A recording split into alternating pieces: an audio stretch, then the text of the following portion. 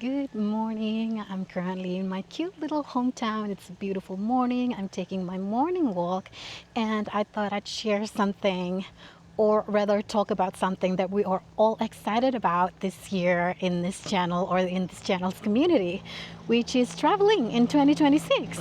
First of all, travel now. Don't wait until later when you can't anymore. One of the reasons that I started solo traveling was my mom. So she can't walk so far anymore. And I thought to myself, oh my God, someday that's going to be me.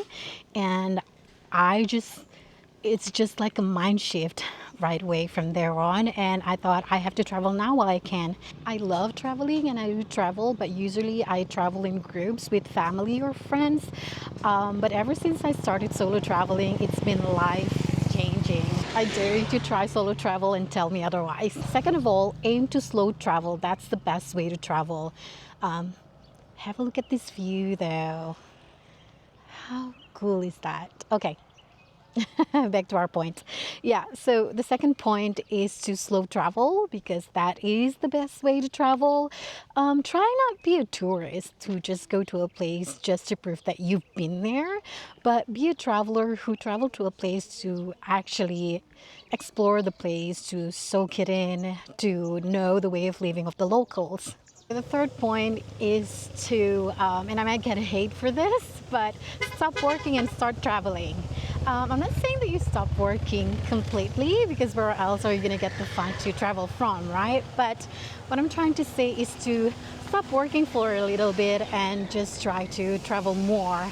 And the mind shift is to actually, I'm going to go this way actually.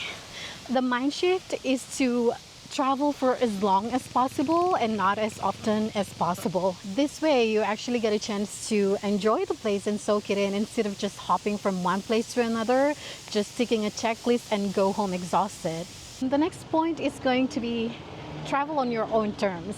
If you're single, you're lucky. Enjoy being single. You have more freedom than being in a relationship. Okay, actually, it got really, really hot, so I just had to make a quick stop for some drinks. I might actually get my lunch here, but anyway, um, okay, I need to show you the view first. Look at that! How gorgeous is that? So, anyway, we were talking about traveling on your own terms and enjoy being single. I would say if you're single right now, then this is the best time to travel because you have more freedom than those who are in a relationship. Talking about relationship, by the way, the other day when I was waiting for my bus after I finished fixing my camera, this very nice lady, a very nice older lady actually, the first thing that she asked me was, what's his family name, as in my husband's family name.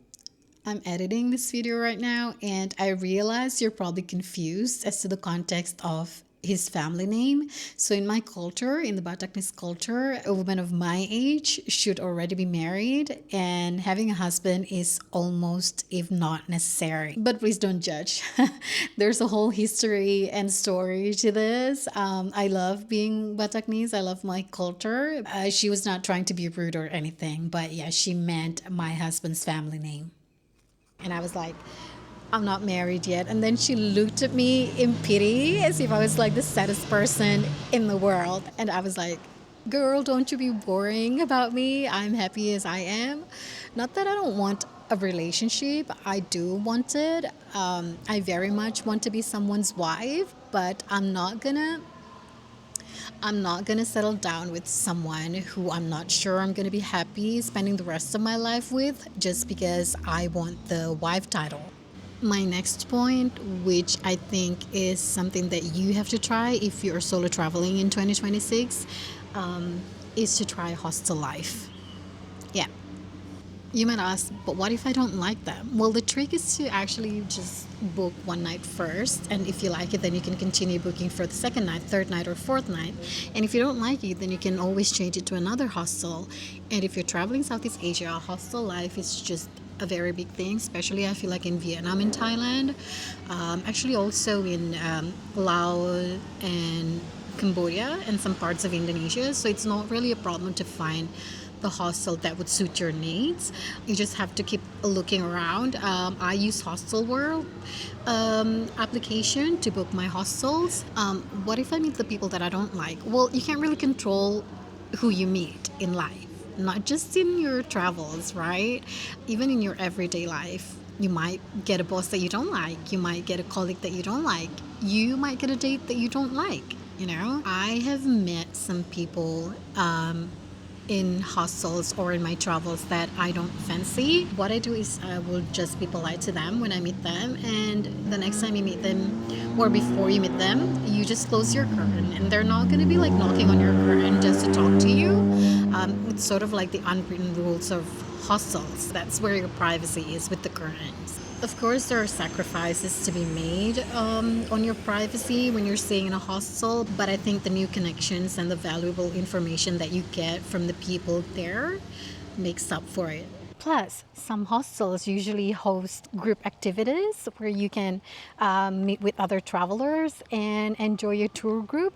And usually they are at lower prices than if you were booking through applications or from tour agencies in the area. So that's a great plus. Another plus if you're booking your hostel from Hostel World. Not that this video is sponsored by Hostel World, by the way, but I've used it since the first time I started solo traveling, and I've stayed in amazing hostels and met the most amazing people during my travels. Once you have made your booking in Hostel World, you can straight away start chatting with other people who are going to that place, to that area, or to that hostel, and voila, not so lonely after all, hey? It actually started to rain, so I had to come back home and continue filming here. My next point is to try to travel in the low season instead of the peak season. The perks of traveling in low season is that you get better prices for everything, for your flights, for your accommodations, for some tours even. So if you're solo traveling, that's going to save you a lot of costs. And most importantly, less competition. So you're going to get a lot more beautiful pics for your social media. My last suggestion is, if you have never traveled alone or solo travel just yet, try to spend time alone at home, like go to a mall alone, go shopping alone, go eat dinner alone, or watch a movie or something. And just get used to the idea of just being on your own when you're outside.